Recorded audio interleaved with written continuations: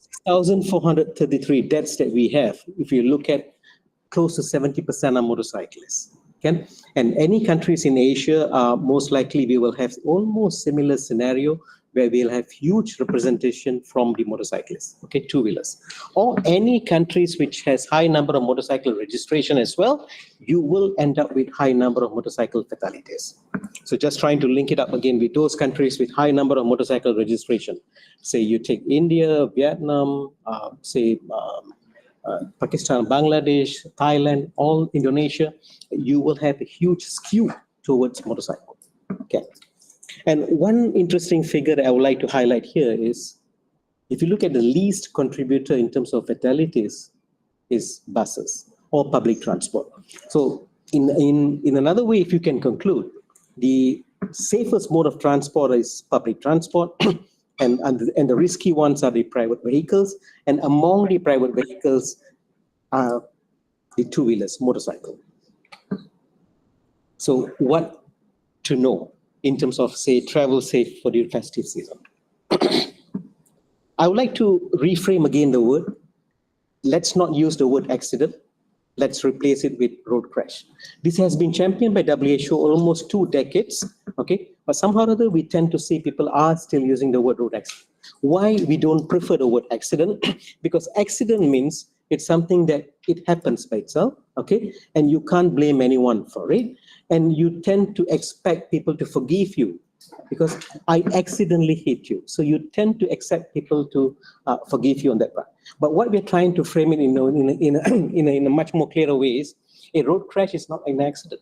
Road crash is preventable. We can still prevent road crash. So that's why the word is road crash and not accident. The next one, if you see, any countries which has mixed traffic, we only have mixed traffic, so you have buses, you have cars, you have motorcycles, you have bicycles, you have lorries. When a mixed traffic, which a reasonable percentage representation, then you are going to have high risk. The reason why you have high risk is because the size are different and the speed are different.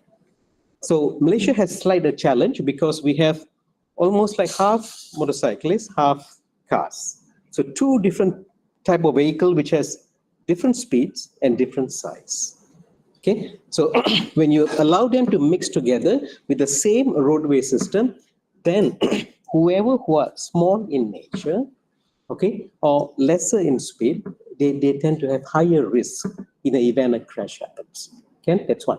Second is, because of the difference of size, the probability to see some type of vehicle also drops.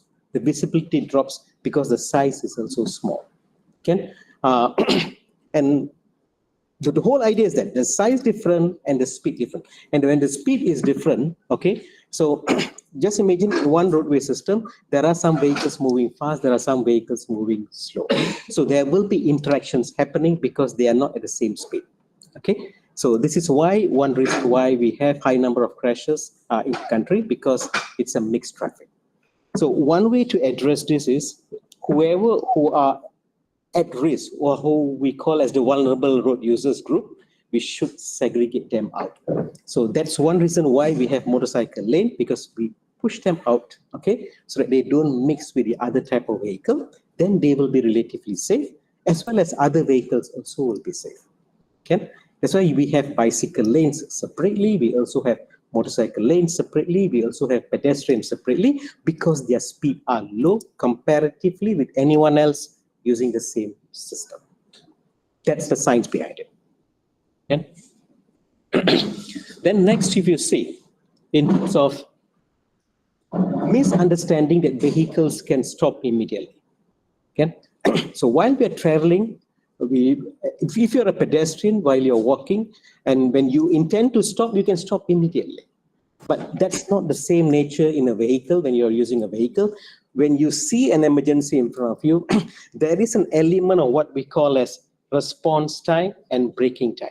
The response time that you want to decide what you want to do when you see an emergency, and the braking time that it needs. Okay, so if you look at the signs, what it says is, if I see an emergency in front of me and I press my brake, okay, And if I'm driving at 50 kilometers per hour, I need 27 meters to get my vehicle stopped. So if my speed is much higher, then I need much more space to get my vehicle finally stopped. So if it's 80 kilometers per hour, then I need 58 meters to get my vehicle stopped. So the higher the speed, I need a much more longer distance to get my vehicle stopped. So when you decide to drive at any speed, you don't only think of, when you decide to choose the speed that you're going to drive within the posted speed limit, put into consideration, if there is an emergency in front of you, do you have the space and time to stop to avoid a crash?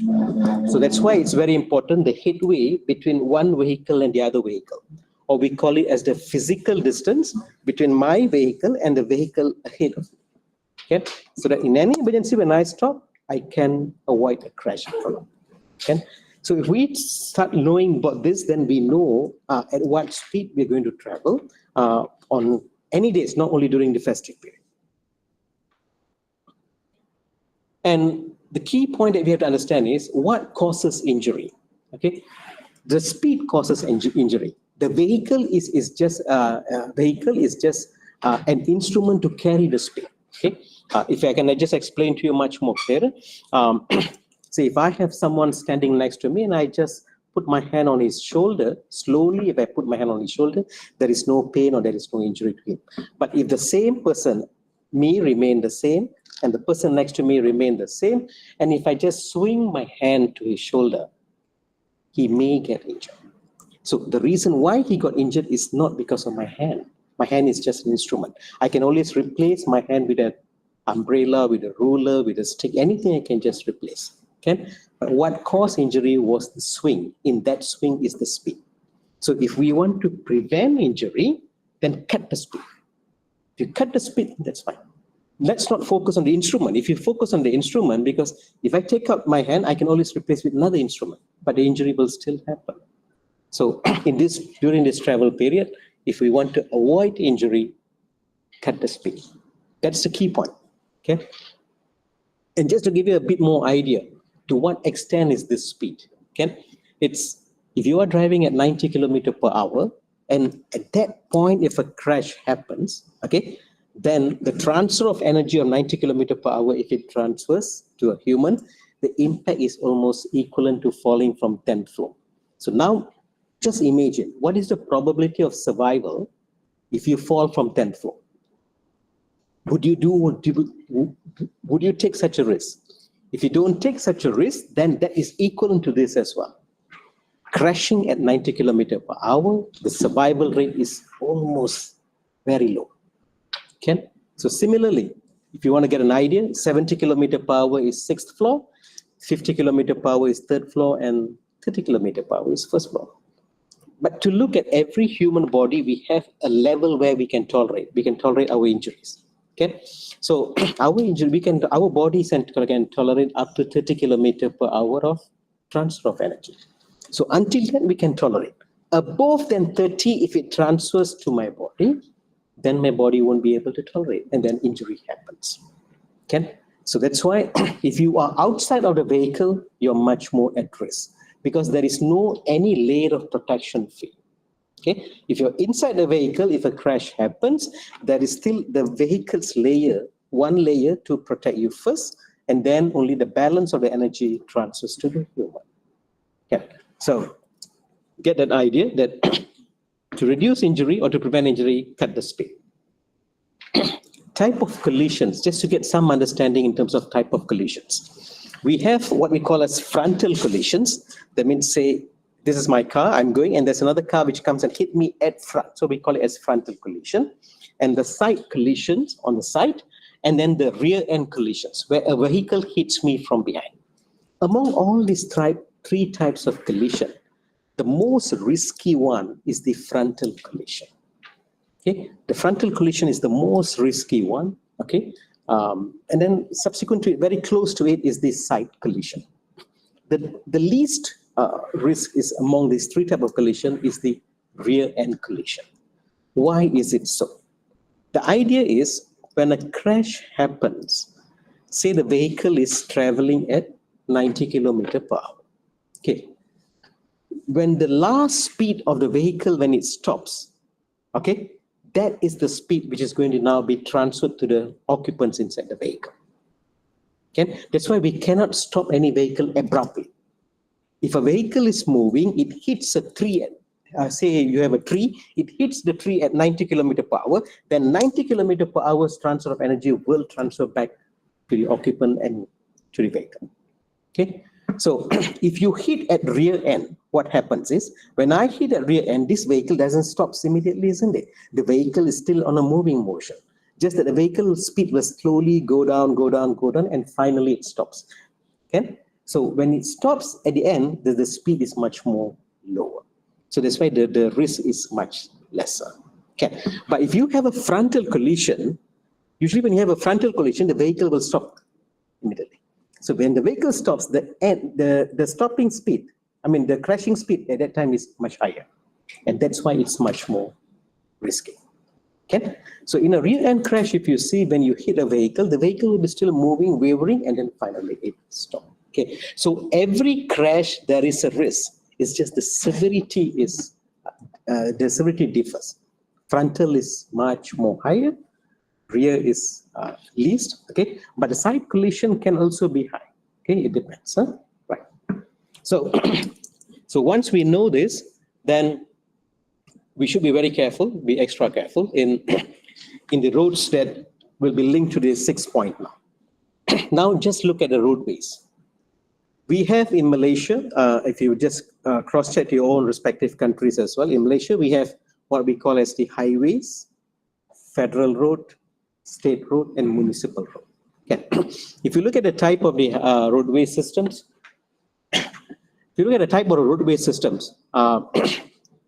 in highway, if you see, the roads are in one direction and it's being divided by a median, physical median, okay, so that we divide the both directions. Okay, so what is the benefit of dividing it? When you divide it basically that way, you can avoid the frontal collisions happening.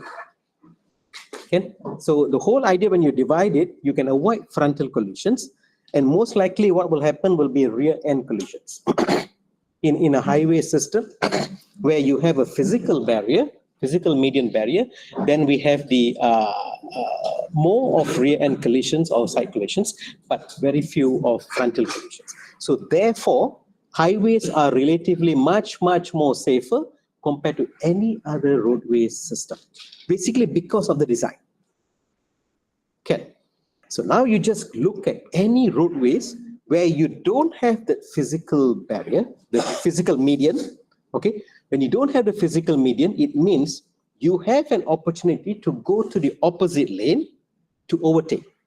That's what happens, isn't it? So when you go to the opposite lane and then you want to overtake your vehicle in front of you, and there is an interaction happens with the incoming vehicle, then all that crash, we call it as frontal collision. Agree with that? So that frontal collision is what we are trying to avoid, because all that frontal collision we are worried is it might end up as a fatal crash. Okay, even at a lower speed, any frontal collision, even if it's at lower speed, it has a high probability ending up as a fatal crash. So knowing this roadway system with different risk level, okay, so we have to be extra careful as we are moving towards these state roads and then at municipal roads. We might be thinking the speed is much more low in municipal road, therefore the risk is less. No, but because you tend to compensate now, because there is no physical barrier, you tend to do an extra unsafe activity by going into the opposite lane. Okay, so this is very crucial because in all festive season or travels or what, there is no such thing as only one roadway system. Okay, you will start, say, with municipal, then maybe you enter your state, you will go into highway, then finally you will come back again to either different kind of roads. So as we know the different roadways and the different risks, then we should be able to manage it well. Okay. And the number of lanes in each direction also contributes towards the safety. The more number of lanes you have in one direction, it means we have now more rooms to move lanes. When we have more rooms to move lane, then it adds risk. Okay? So ideally will be 3 lanes in one direction and 3 lanes in another direction. It would be an ideal. But the moment you have more than 3, say 4, 5, then it attracts or it gives you possibility to move lanes.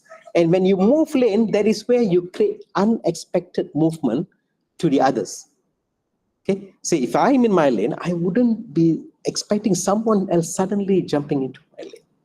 Okay, if it's at low speed, then it's less great. But then if it's at high speed, beyond my expectation, that's when then it attracts crashes. Okay, so whenever you are in any roadway system which has more lanes, be extra careful. Okay, it has a high potential for a crash happen. Local travel. Most of the time during festive season, if we realize, we are focusing on the interstate travel. Okay, we're focusing too many on the interstate travel. But don't forget, the crash figures that we are getting, it covers the whole nation. It covers everywhere. So even a crash happens in a local road during that period is also captured as during festive season. Okay, so that local travel is where something that we left out sometimes.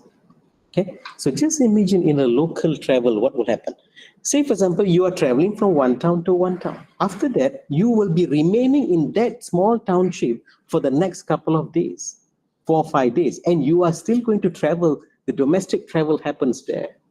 And that domestic travel also can attract risk. Okay, that's one, that's for you. And keep in mind that you are not very much familiar with that locality because you are not a regular person in that locality as well. That's one. Second is for those local people in that area, during normal time, they will have less traffic. And during this time is where we call as influx. An influx of huge number of traffic into their comfort zone area. Okay, in an area where they don't see those numbers. When this influx comes in, it will disrupt their behaviors. Okay, where usually, say for example, if they tend to cross the road to buy certain things or to move to some places, now because of this influx, they have to be extra careful as well.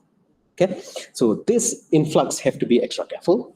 So our request here is, knowing that the science says very clearly, when you have interactions between vehicle of different size, then you add risk for those with the small size. So my request over here is, at the local level, wherever there are traffic lights, if you are using a car, please give the space in front of the traffic light for the motorcycles. Don't go too front, just give them some space. So the idea here now is let all the motorcycles come in the front so that when the traffic light turns green, let them move first. So when all the motorcycles move first, there will be a physical distance between them and the other vehicles for a certain distance.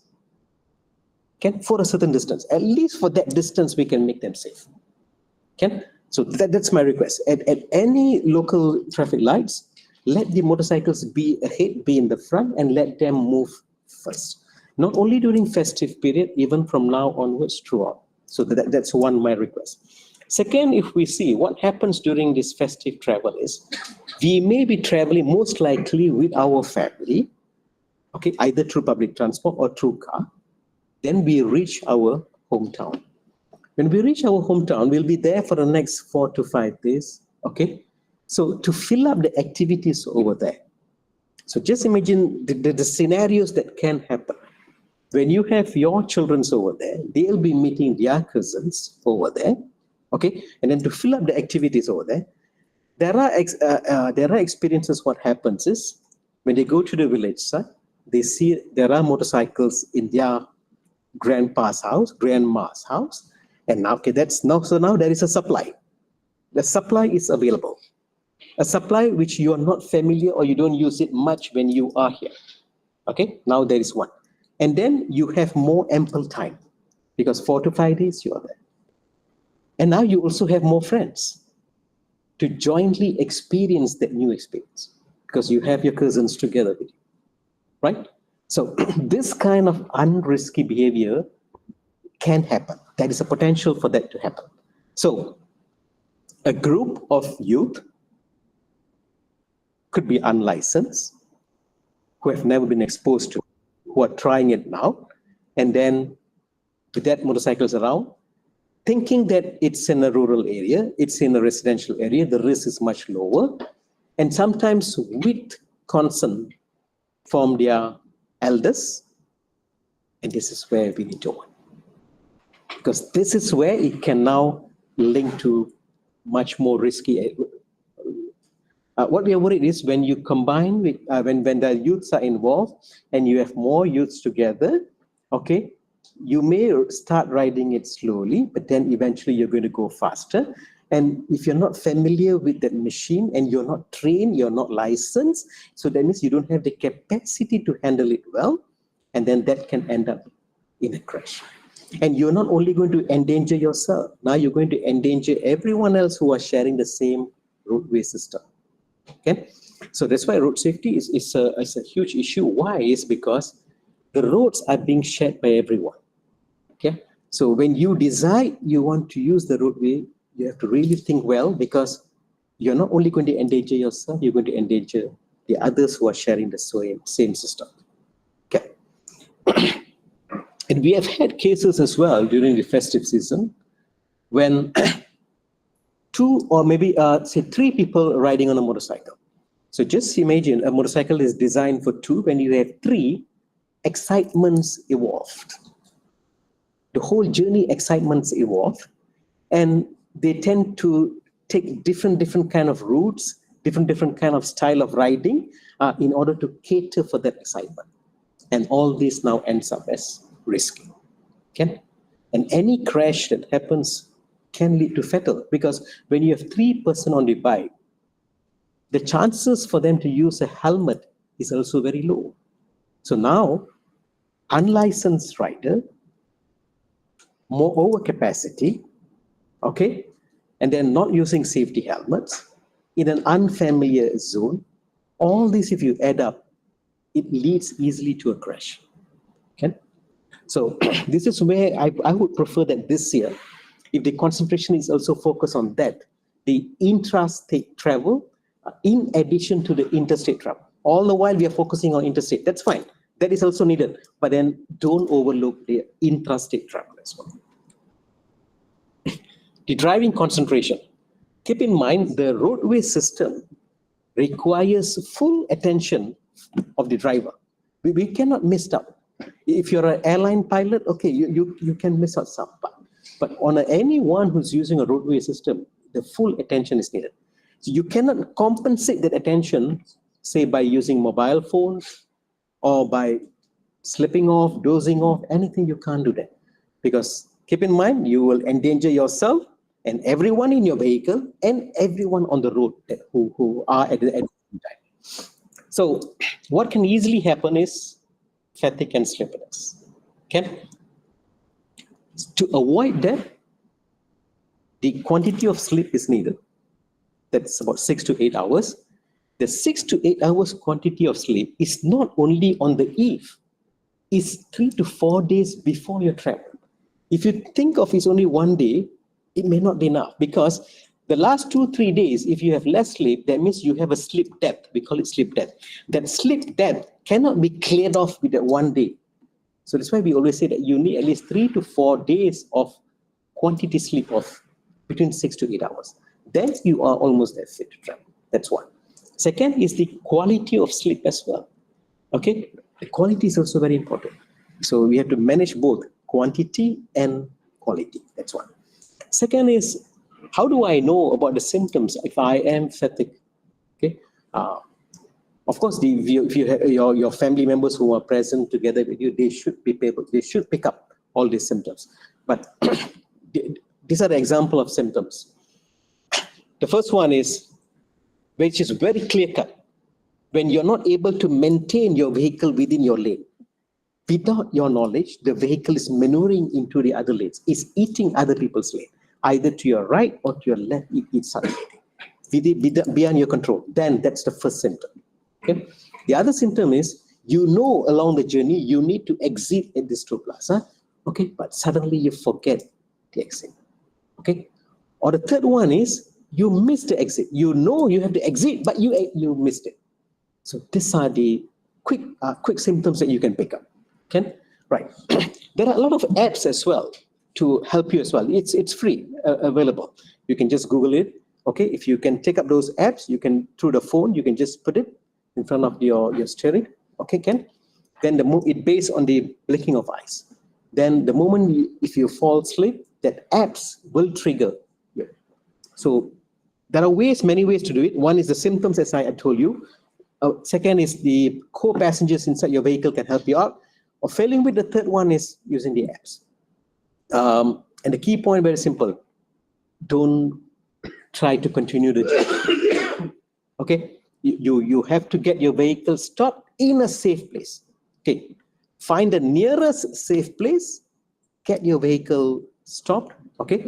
So, and then the best is always we say is, move out from the vehicle. Everyone, move out from the vehicle, get your fresh air and everything, then you come back. Or if you have an opportunity to take a short nap, say about 20 minutes, that's the best. Take 20 minutes short nap, and when you feel you're ready to move, then you continue back. Okay? Keep in mind, your target is to reach home. You must reach home. Okay? It's not reaching home early or not. No. The end goal must be you must reach home. Okay? We don't want others to bring you back home. So be very clear on that part.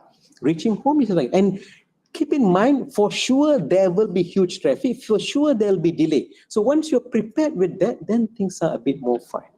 Okay? For sure there will be delay because everyone wants to travel at the same time.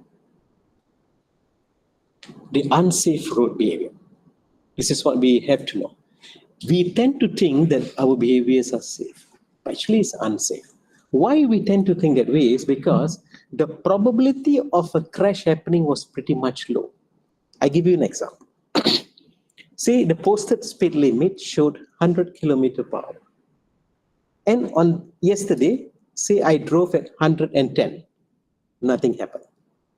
So a kind of false belief within me. Yeah, I went above that, nothing happened. And again, today I repeat it, nothing happened. So this is what we call the probability of a crash happening was low. Therefore, it attracts us to continue with the unsafe behavior continuously.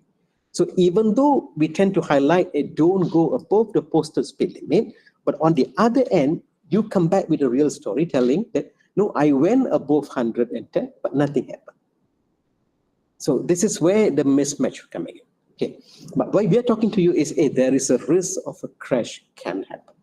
Okay, so but the moment you tend to continue practicing what you have been doing, then it becomes a culture. So that's when we are worried.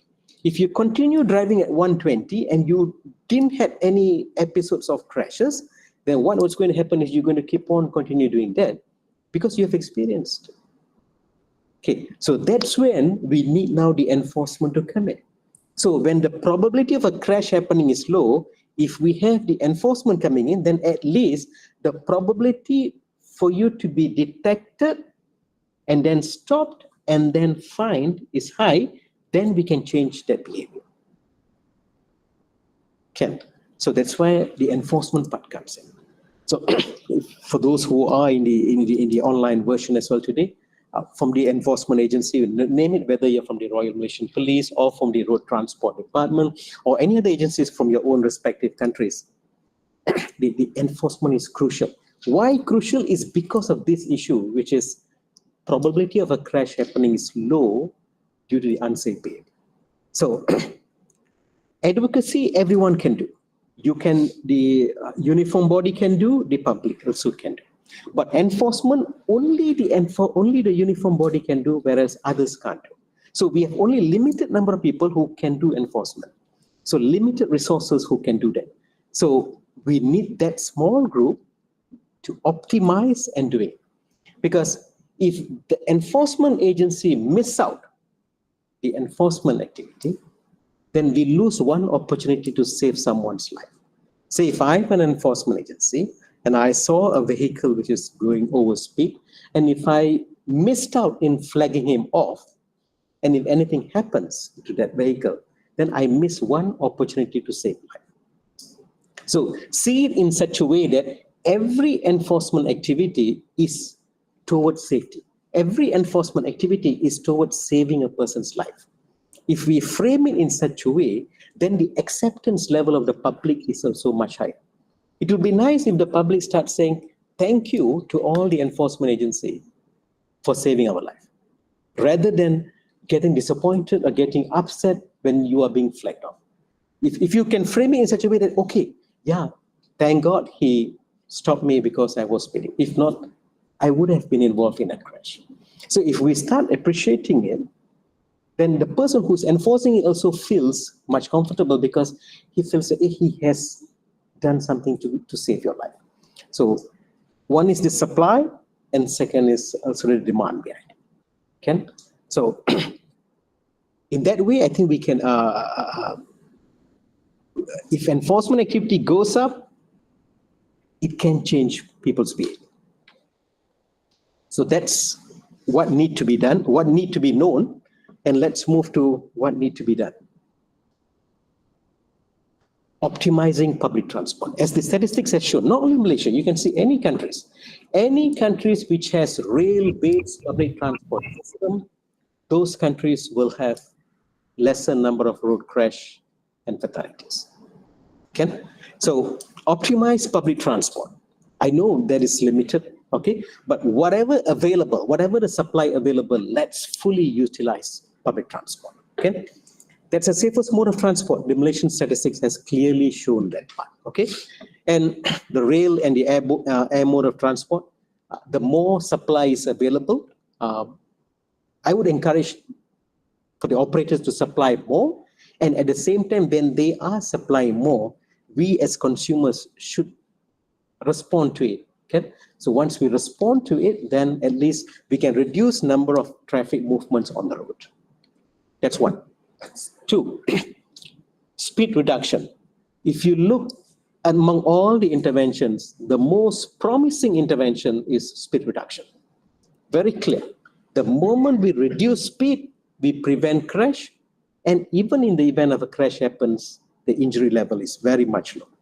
So wherever and whatever we can do to reduce speed in your own capacity, okay, whether you're from the highway operators or you're as a family person or from the employer, whatever it is, if we can multiply this message, reduce speed, that is the biggest achievement that we can do. Okay, so sometimes traffic jams helps the feel of road safety. Okay, so if you are involved in a traffic jam, don't be too upset because there is something good behind it as well. Okay, that reduces your speed and makes your travel much more safer. Okay, just to give you an idea, 1 kilometer increase if in a speed, it links to about 3% increase in injury and close to 5% in fatalities. Similarly, if I drop 1 kilometer per hour, I drop 3% in terms of crashes. So just imagine that. That is a huge benefit compared to any other type of intervention. Okay? Seatbelt usage. Everyone knows seatbelt. Everyone has seatbelt. Everyone has bought. When you buy the car, you buy together with the seatbelt. You have paid for the seatbelt. We don't have much issues in terms of the driver's usage and the front passenger usage. But we have a huge challenge in terms of the rear passengers using seatbelt. Can we start making a change? During this travel, we start from this travel, this festive, and then after that, it should be our lifelong behavior. Yeah, lifelong behavior. That every adult passengers in the car should be restrained, no matter where is your location, where you're seated. And the challenge when we have when these rear passengers are unbelted, they endanger themselves because say if I'm a rear passenger, I'm seated behind and I'm unbelted, in a crash, I'll be moving. I'll be hitting the other passengers, I'll be hitting the vehicle interior. And if the speed is high, I might even be thrown out. So I am at risk. But it doesn't end there. because I am now going to add risk to my driver and front passenger who are already belted. So even though they are belted, just because the rear passenger was unbelted, now they are also getting the consequences. So my request here, from this travel on, from this festive travel onwards, every driver, before you start your journey, can you take responsibility of your vehicle only?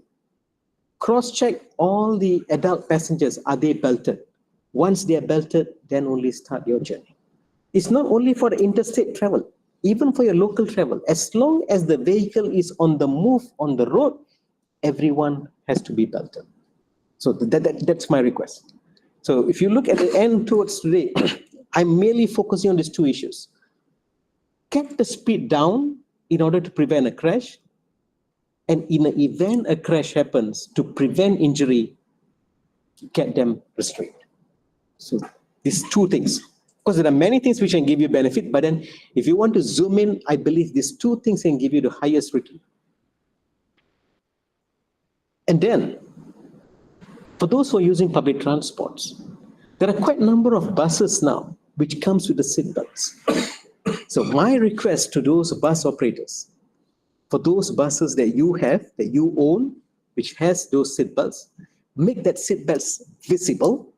Don't push it down below the seats. Make it visible, because the intention is for people to use that seat belts. And then if you are a passenger, the moment you have such a facility available, such a protection available for you, start using it.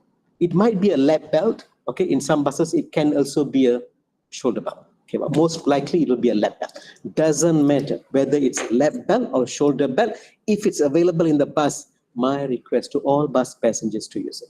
Because the whole idea now is, we know public transport are the least contributor towards safety, towards crash. Is the most safest. Now we have to make sure and maintain that. So that's why all bus passengers, if you have that seatbelt, please use it. And it will be nice for the drivers to remind, a soft reminder, because that's one way to save life. Okay. Child restraint seats. This talk is almost like 3 weeks ahead of the travel. Usually we have the talks 1 week before the travel, but this time we make it 3 weeks ahead, so that we have enough time to take action, especially those who have childs.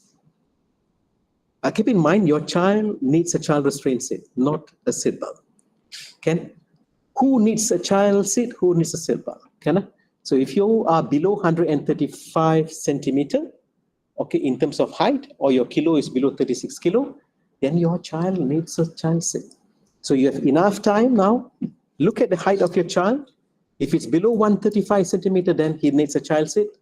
You have enough time to go and do the shopping and buy that child seat, okay? Because the whole idea is you want to make sure your child's travel is safe at all times, not only during the festive time. And the moment you have the intention to get a child seat, get a standard one. To know whether it's standard or not, look for the orange color label which has the word UNR44 or UNR129. So once you get a standard one, so intention is good, followed by getting a standard one, and the third part is installing it properly. Failing to install it properly, you're not going to get a full benefit of that child seat. How do you know installing it properly? Look at both manuals. Your car manual will tell you the location to fix it. The newly child seat that you buy will tell you how to fix that new child seat into the location which was identified earlier. So with that, you can make sure your child's travel will be safe. And to give you a clear idea, if this is the car you're traveling, the locations, the number one tells you the first choice or the most safest place to have your child seat. Okay, so you go by that ranking. By the ranking, number 1, 2, 3, 4. Okay? And as well as if you have few child, the child who is the youngest will go to the number 1. Because the youngest means the one who needs the most protection. Okay, who needs the most protection, so we put him in the seat identified number 1. So this is if you're a sedan car, and then this is if you have a 7-seat car passengers. Okay, that's the location for you to identify. Okay, but again, it's all depend on the 2 manuals which I told you. Your car manual must first tell you, can we fix in this location? And then the child seat will tell you how to fix it. So the car manual is the most crucial part. So way forward, Ken? We know the issue of enforcement, okay? Because we have limited resources, limited people carrying it out. So therefore, the probability to see enforcement activity is low, okay? So how do we compensate that part? Okay, so there are a few ways. As long as you know there are more eyes watching you, your behavior will change. Okay, this is general behavior. As long as you have more eyes watching you. So there are a few ways of doing it. Okay, of course, the government can increase more speed cameras and more red light running cameras. The traffic lights are quite a risky place. You might be thinking the speed is at low at that place, but it's one of the risky places. Why? It's because any crash happening at the traffic light junctions is frontal collision. You agree? Because one line is going green and another one is red, and when that red still behaves as though it's green and it moves in, it becomes frontal collision. So that's why all we're trying to do is now trying to avoid this frontal collision, because that's the most risky and fatal ones. Okay. So the more cameras are there, the more people watching you, the behavior from unsafe behavior becomes safe behavior. And there were previously, a couple of years back as well, when Royal Malaysian Police used drones. Okay, so the more drones you have, the concept is still the same. More eyes watching. When you know more eyes watching, the behavior changes. The other one which we can do at consumer level is the dash cameras.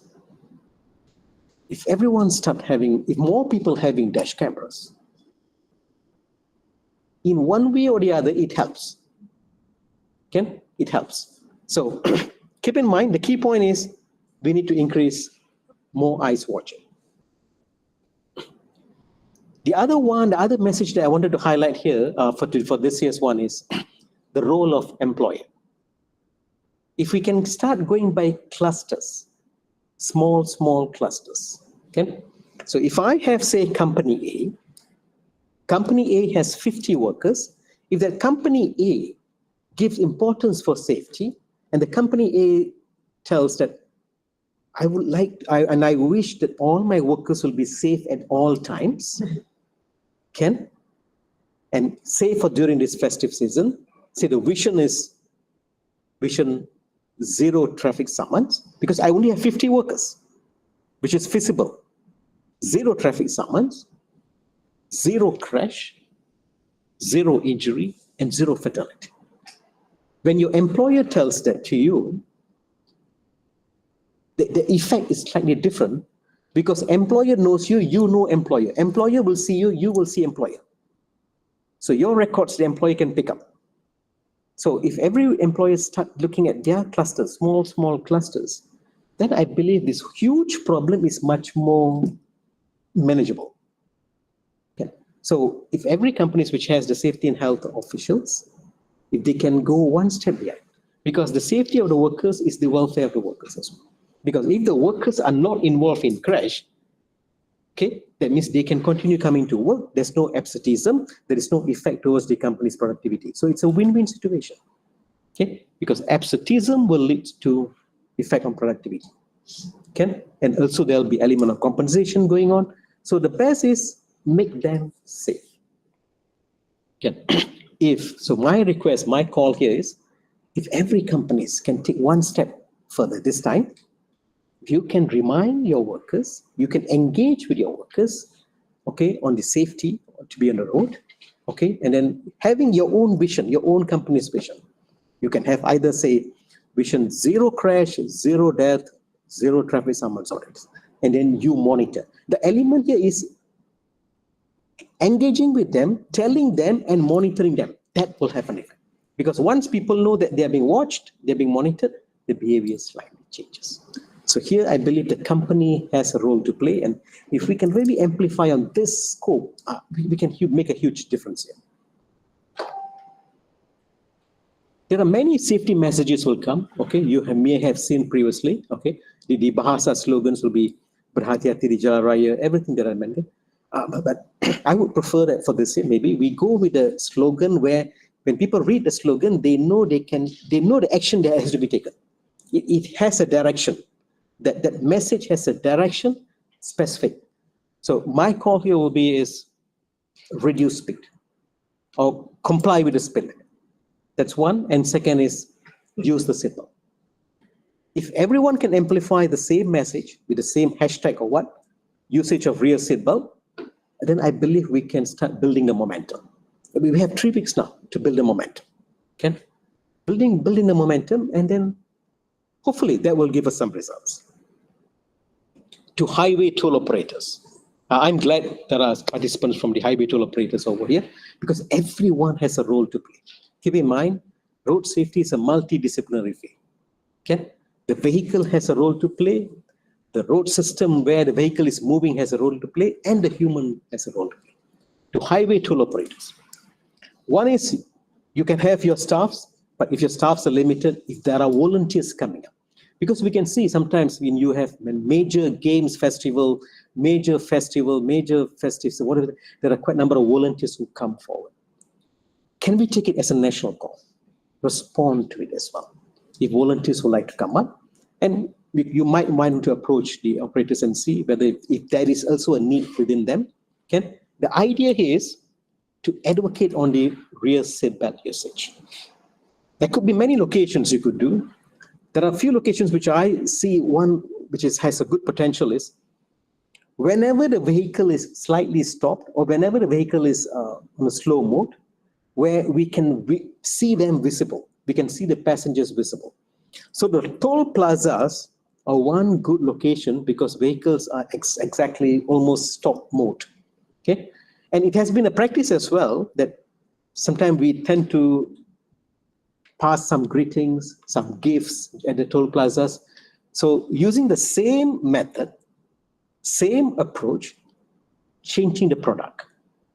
Instead of giving them the gifts or whatever it is, or in addition to it, can we, the toll operators, can you remind the rear passengers to use seatbelt?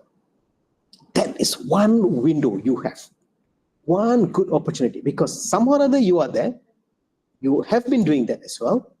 Can you just go one specific, remind them to use the rear seatbelt? That's one window. Second is in the R&R, if you can amplify the same message, and here's where maybe we may need volunteers or whatever. Of course, there could be some banners or whatever it is, but amplifying same message, rear passengers to use seatbelts. Because in highways, you will not be having motorcycles. So that your biggest usage because consumer group will be car users. So same message replicated everywhere. And of course, you have your electronic media messages. You can have various messages, but my request is amplify this. Rear passengers use it.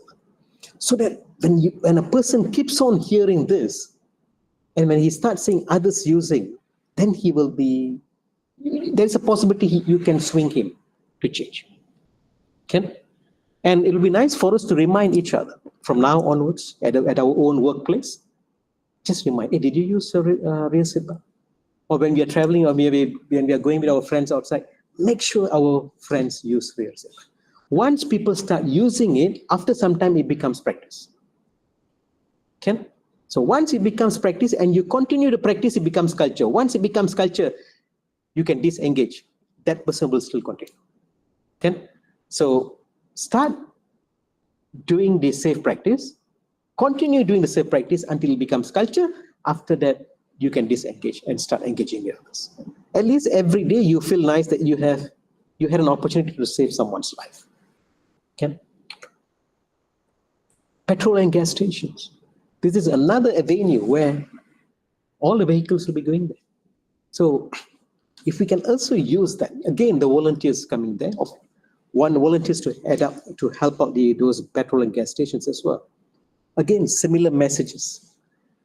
But of course, if you have more volunteers, it would be nice to remind those rear passengers to use seatbelt.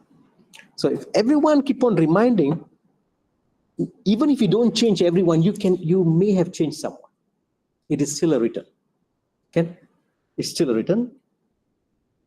And of course, in petrol stations, you may have some people who are using motorcycles.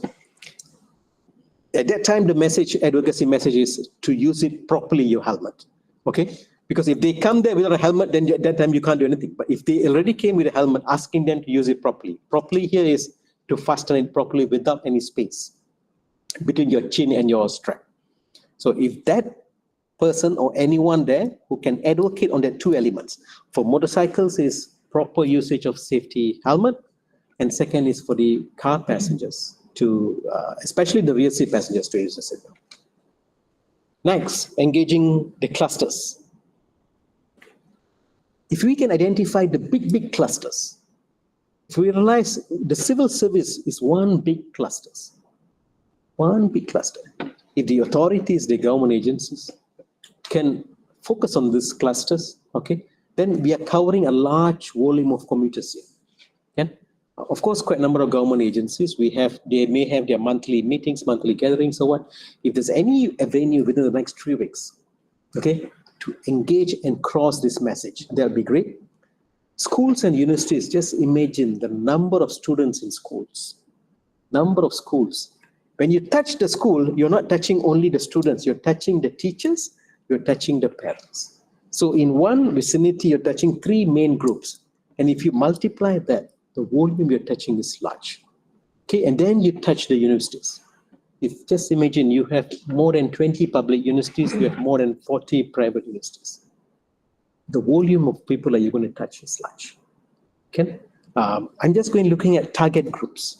Rather than shooting off guns, let's look at target groups. And then the bank employees. Because bank employees, they are operating throughout the nation. So you have large number of bank employees. In fact, it would be nice if the bank employee unions champion safety issues, because safety is part of the welfare of the workers as well. So not only bank unions, any unions, it would be nice for you to champion the issue of safety, because safety is part of the welfare. Okay? Large chain companies, you can see there are some companies which has establishment throughout the nation. Just that we don't want to name those companies, but you can just very easily say, okay, there are some companies which has large number of outlets in different part of the state. So they have an avenue through employer-employee engagement to cross the message on safety. So if these companies, if these large organizations, they can take care of their employees only, it can make a huge impact. Okay? That's one. Popular outlets where we can cross messages, okay? At this point of time, if you look the next 3 weeks, if you look, shopping centers, because people will like to go and do shopping, okay, before the festive season. So if shopping centers can also cross safety messages, and if everyone can repeat the same message, reduce speed, usage of seatbelt, it can be amplified everywhere. So as a road user, no matter where you go, you're going to see the same messages everywhere. So hopefully that will have some impact. Your Ramazan market, okay, every evening that you go, that's one. Your vehicle service center, for sure. Before this long travel, you will be sending your vehicles for travel, for service.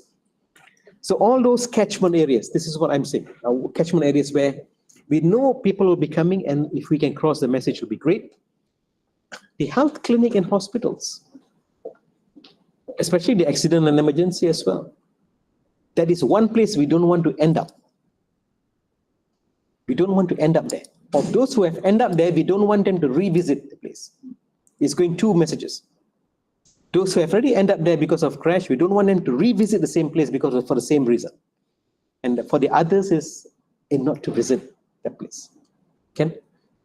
And then of course your house of worship as well. During this Ramadan, you have your prayers going on in the mosque and everything. As long as you know during this period where is the catchment area, and we can amplify the same messages at these places, that will be helpful. Media. We hope there are some medias joining the session as well. Media will be able to amplify. Media will be able to amplify. Just that we request is combine facts with the science and with the real story. Because once you have a real story, then people's acceptance of that science is much more higher. Okay? If not, the science remains sometimes in a mode of probability of an event happening. So if a real story comes in, the acceptance level in order to change a person's behavior is much more better off. Okay? And radio stations, among all the type of media, radio stations has a huge impact when the vehicle is on the move. When the vehicle is on the move, most of us will be hearing to the radio. So if radio stations, you can really amplify the messages on safety, that would be great as well. Of course, the other new mediums of media you can look at. The other area is to look at cinema theaters. Because in a cinema theater, it's a captured audience. The audience can't change the channel. Okay? You can't move away. You're going to be seated there. You're going to see something in a very big screen, in a very loud voice. Okay? If we can use that avenue to cross these injury prevention messages, that can make some difference. It has been tried previously in the last year when the fire and rescue department penetrated this area, when they were able to move in the drowning prevention agenda. So now, similar to that, if the road crash prevention messages can be crossed in the theaters, that will make some difference. Okay, and for this to happen, we need the industry players to come forward and to facilitate the process. That means all those cinema operators, if you can provide such an avenue, okay, to allow injury prevention messages to be crossed in your outlets, that'd be great. Next is the road crash victims. When we have more than 500,000 crash and we have 6,000 plus death, that means you have few more thousands injured who have survived, okay, who may be disabled. Okay? That means the number of victims over a period of time, we have huge number of victims. If these victims can join force and can advocate that something that happened to them should never happen to others, okay, that can make a huge difference because they are going to talk a real story. Okay, that's why I say you have to combine the science, the facts, science, and the real story together. That combination will make a change. So if road crash victims can come forward the next 3 weeks, if you can come forward in a way, in whichever way that you feel comfortable to you, for you to cross the message of, say, the whatever unsafe behavior which happened to you, which led to such consequences, so that you are advocating to the public towards not to practice the unsafe behavior and moving towards safe behavior. So your story can make a difference. So my call here, my request is to all those victims, come forward, okay, in a way that you can, as long as you cross the message to more people. Royalty, the last one, which I'm trying to cover here is, royalty has some touch. It has people support. Okay? If royalty can champion some of the issues or some of the agendas, it can make some difference. So an open call to royalty to champion injury prevention, to champion road safety, okay? So that we can save more lives. And with that, we wish safe travel for everyone.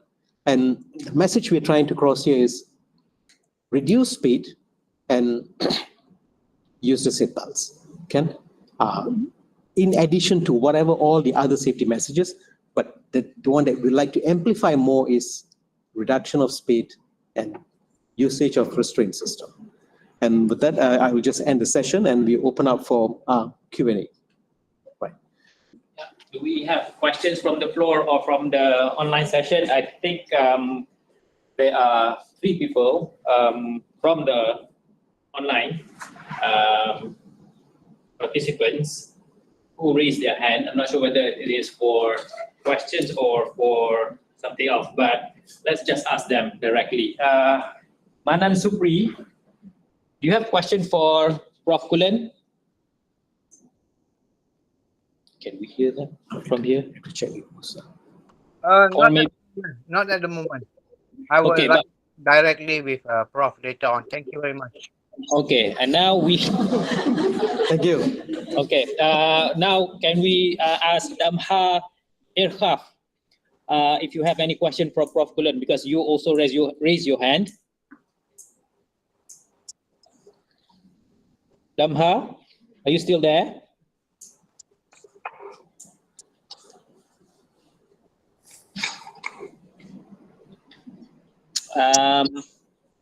We cannot hear you at this end.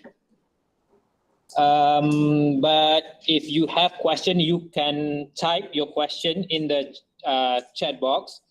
I would like to just open the questions to the participants here, physical participants here. Yeah, Solihin, you have question? Prof, I just got one question. With regard to the ES and speed track camera that you mentioned just now, do we have data or any research that say that it works as it is intended, or it goes the other way around, that people notice that there's an ES, so they stop, like reduce the speed abruptly, causing more accidents? Right.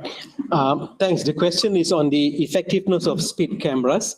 I believe the question is not only for Malaysia, for any countries as well. So literature has shown very clearly, when you have speed cameras, that means there are more eyes watching. With that, your behavior change, your speed reduce. So when your speed reduce, the probability of a crash happening is much more lower. Okay. And of course, fatality goes down. And the beauty behind all these speed cameras you see is it is not being mentioned only at one point. It's being mentioned, say, about 2 kilometers ahead itself is being mentioned. So they're able to gradually bring down the speed. So there won't be any shock for you. So therefore, that can prevent any collisions from happening. So we have never heard where a speed camera can cause crash because people are reducing speed. Mainly the reason is because the pre-announcements, 2 kilometers ahead, 1 kilometer, and then 500 meters ahead. Even in Malaysian experience as well, we have seen that very clearly. In all those zones where you have speed cameras, the vehicle speed goes down. Okay, and we have benefited more from that. Okay, we can in fact ask ourselves itself in areas where there are speed cameras and the areas where we don't have speed cameras. Okay, because we are more worried there are eyes watching. So similar concept, as I was saying, similar concept, you can have the cameras, or you can have drones, you can have dash cams, or anything else, or using any AIs. Right. Because in Vietnam, okay, they have a system whereby every 3 hours they have the alarm. The alarm is to warn the drivers to stop and rest. So if they do not stop, the alarm will go to So what's your opinion about that system? Okay. If you look at the maximum concentration level a driver can take when we are driving, because keep in mind, when you are seated in a car driver's seat, you're not moving, you're locked in that location, okay? Maximum where we have seen literature says 4 hours. So after 4 hours, you should take a break and move out from that position. Can move out from that position. So literature shows 4 hours. So I would recommend that 4 hours, that's one. But since we're touching on this topic is, for those who are obese and overweight, the probability for you to fall asleep or fatigue is much more higher compared to normal people. So having said that, you may need a much more shorter duration, okay, the moment if you're able to identify your symptoms much earlier. Okay. So whether you're obese or overweight or a normal person, as long as you're able to identify your symptoms earlier that you're falling asleep and you're not able to concentrate on the road, you must take a break. Please remind again, I'm reminding everyone that the road system requires full concentration from the person who is driving. There is no two-way behind it. Thanks. We have question from the online participant. It's from Alan Wong. Alan, can you hear us? Or can you hear me? Because you raise your hand. Okay. is lost Okay. somewhere. Did he chat in chat question? No. Maybe just left the room, the chat room. Not more of a question, but more of an opinion. Because just now you mentioned regarding optimize the use of public transport. So especially during festive season, actually most of us would prefer to use public transport. However, there will always be a price hike during festive season. But some countries actually do this public-private partnership whereby they try to reduce, like in UK for New Year's Eve and everything, they try to offer free travels or reduce the price during festive season to avoid this congestion. But however, I'm not so sure, is there any such effort in our country to try to make us use more public transport during the holidays? Yeah.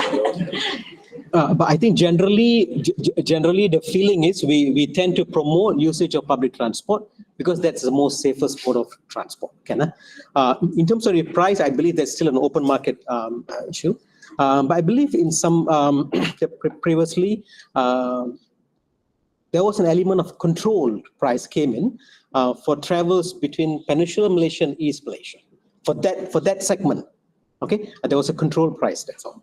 Okay, but the idea is very clear: promote usage of public transport because it's the safest mode of transport.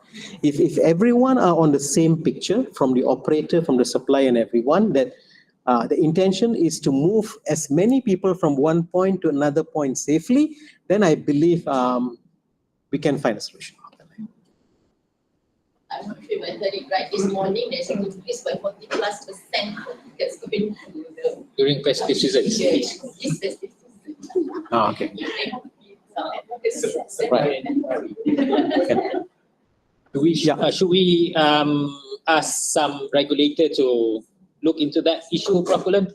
We have a lot of people here from that particular body who can do that for the public. Yeah, I think of course the preference is the price is not high in order for everyone, in order to make everyone eligible to use such a system. I think we keep to that principle, and I think I prefer to keep my my content along safety line. Okay, but keeping an option that we want more people to use public transport and let the whole system enable. I will just stop there. Right. I mean here. So just a simple question regarding child restraint system. So as we know, the younger the child, we have to we install the seat rear facing. So from my experience, they're kind of according to the instructions, maybe about 9 kg or until 4 years old, I think. But then most of parents would prefer for them to be front facing early because they don't want their child to be fussy at the back.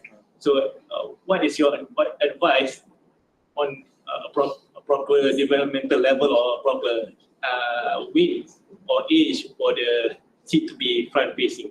Okay, for every child seat that we buy, they will always specify the weight and the height of the baby in for it to be on the rear facing, and then when can it move to front facing.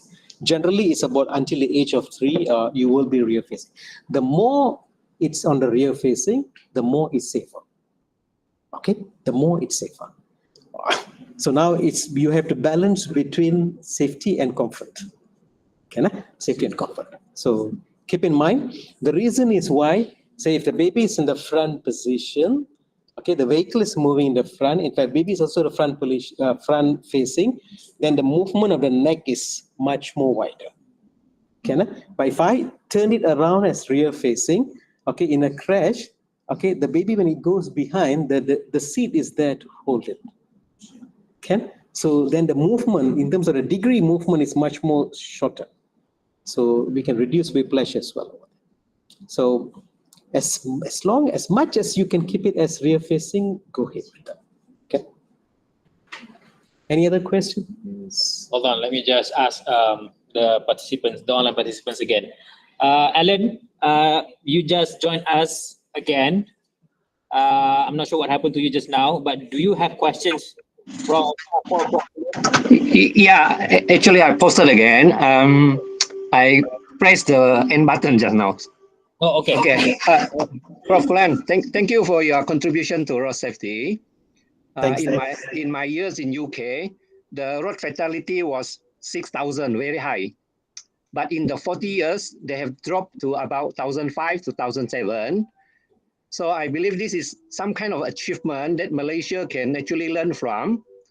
And one of the magic measures, I believe, is the speed management in terms of hierarchical. So if we were to develop this kind of speed culture within Malaysia itself, and I believe we will be able to achieve something that we have seen Great Britain has done. Because we all know inappropriate speed or excessive speed can kill. So what is your view on this one, Prof? Yeah, thank you, Alan. Yeah, as I mentioned earlier, the most promising intervention is speed reduction. Okay, if we can reduce speed, we have actually won half of the battle. Seriously, compared to any other intervention, if you can reduce speed, you win half of the battle. But to make people used to low speed, one good way to start it off is we can start with the school zones, where if we can designate and gazette all those school zones in Malaysia for 30 kilometer per hour speed zone. Why 30? Because that's the level of human injury body tolerance. Okay, so if every school zones are 30 kilometer per hour, at least when we are driving, when we are going into that zone, we will reduce it, we will drop. So we tend to get used to it. And over time period, we'll be familiar with that. Because if you're going to drop to 30 in that school zone, before reaching the school zone, you would have already gone to 50, 70. So from your usual, say 90, you have already dropped to say 70, then 50, then 30. Then for you to go back again to 90, you won't go back immediately to 90. You will still go back to 50, 70, or maybe sometimes you will never go back to 90. You will just maintain at 70 or 50 because you are also getting used to that new one. So I would prefer that. That's one way to look at Mr. Allen, and hopefully that if we can get the school zones gazetted as 30 kilometer per hour, one way forward, I see, towards speed management. All right. Siti Raihan, do you have question? Yes. Yes. Hi, Prof. Thank you, Prof, for the excellent and beneficial CME. My name is Sitra Han from DRPH Year 1. So may I know what is your opinion on the safety of opening smart lane, which is activated only at selected stretches on the highway during festive season? Thank you, Prof. All right, okay. Smart lane. Smart lanes, these are at the toll plazas to... Using emergency lane as a Alternative. state to cater the traffic volume. Oh, okay. So extra lanes to move the traffic flow. Okay. I would prefer to keep my answer along the safety scope. Okay. As long as the travel is slow, okay, and we can clear that zone, then that's fine. Okay. The key point is no any measures should increase the speed of any vehicle. Okay, so as long as the speed is low, and then we can clear that zone, that's fine. I hope I've answered that question. Okay, thank you, Prof. Right.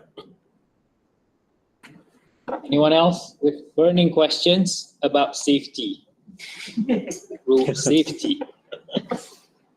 Prof, earlier in your talk, you mentioned about the higher number of crashes, road crashes this year. I mean, the highest that we have recorded so far.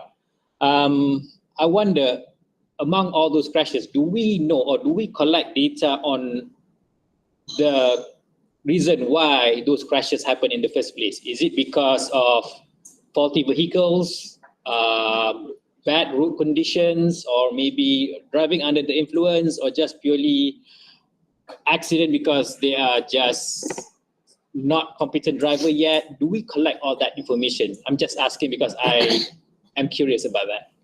Yeah, if you look at the road crash data, the system how is when you are involved in a crash, then you will make a police report. Okay. Yeah. So whatever questions available in that police report, that's where your data is.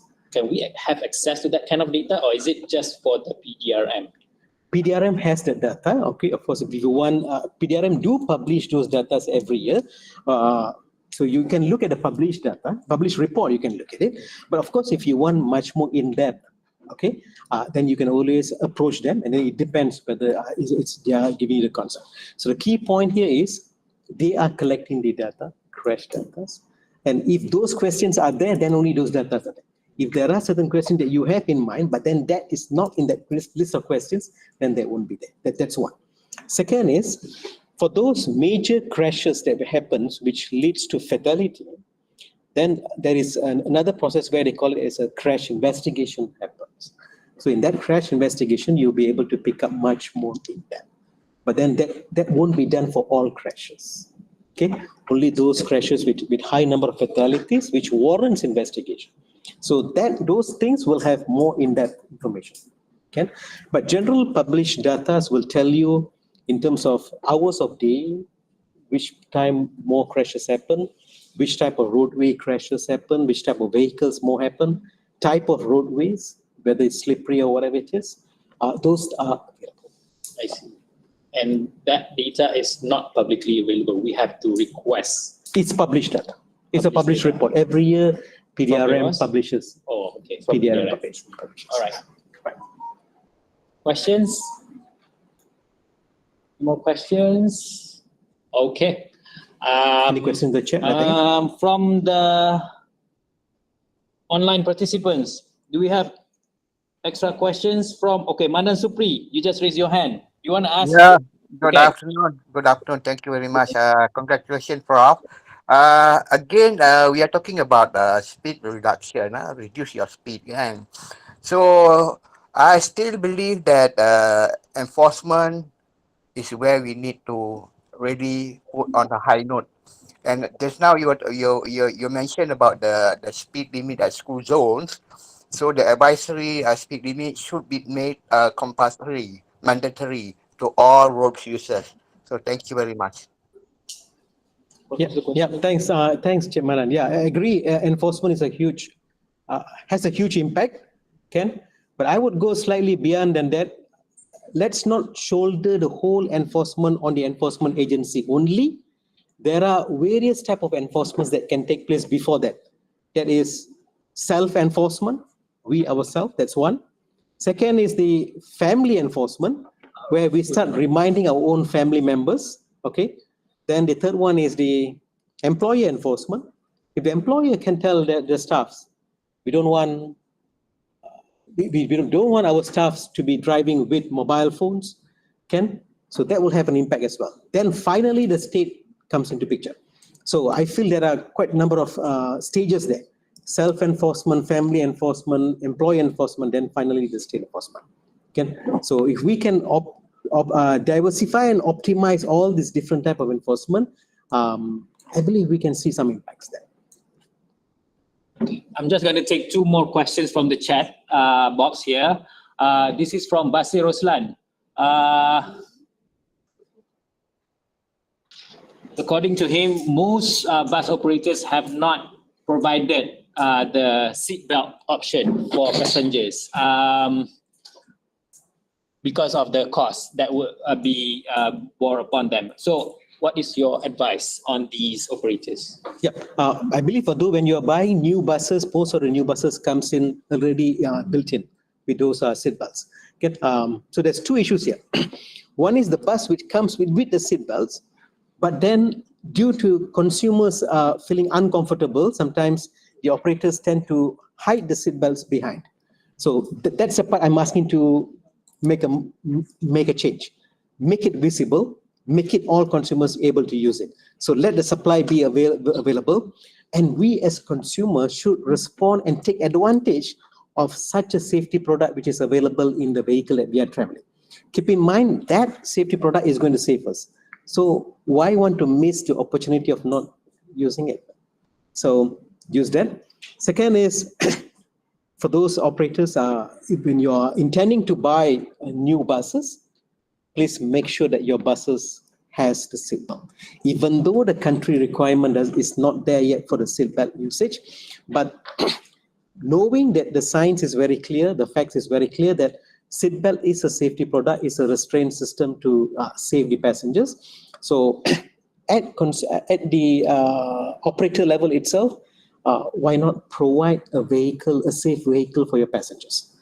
And I also hope the consumers start demanding that you want to use a bus which has a seatbelt. So when you start demanding that you want to use a bus with seatbelt, then eventually the suppliers will also start providing buses with seatbelts. That will make a change. So that means consumer-driven can change the market. Right. Okay. Because they might select operators with buses Yes. that have seatbelts.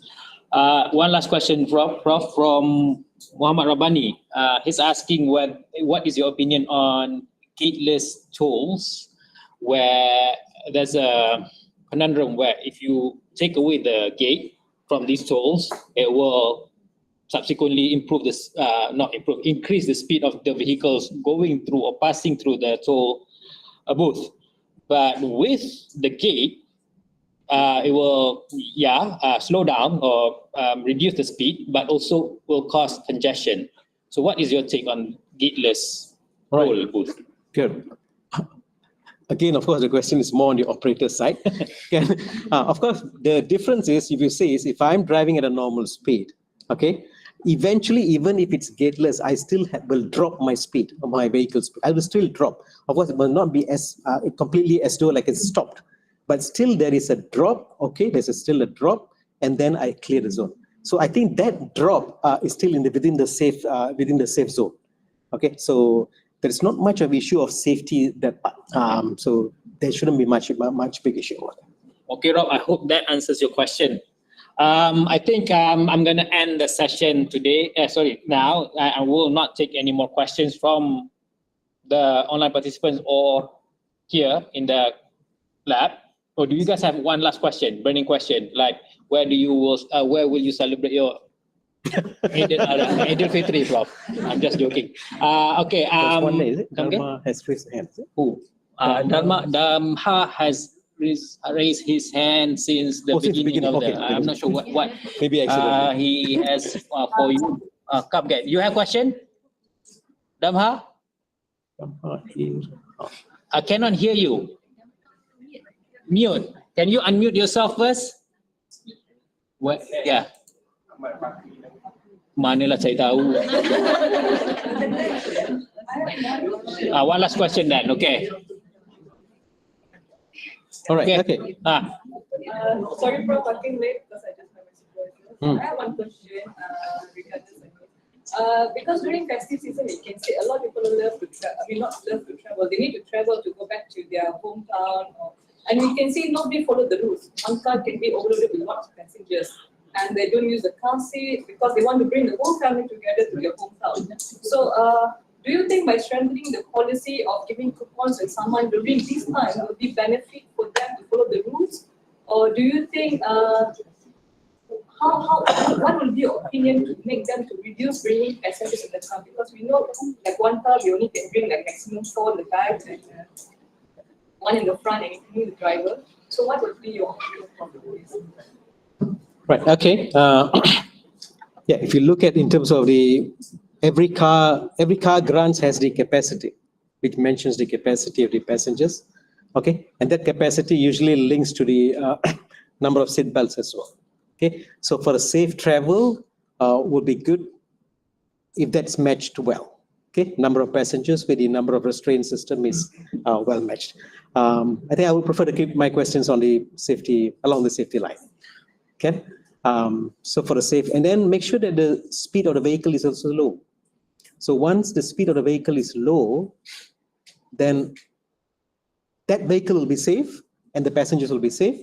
And most importantly, the others will be safe as you are sharing the same roadway. Okay, keeping that in mind. Thank you, Asha, for the question. Any last word, Prof?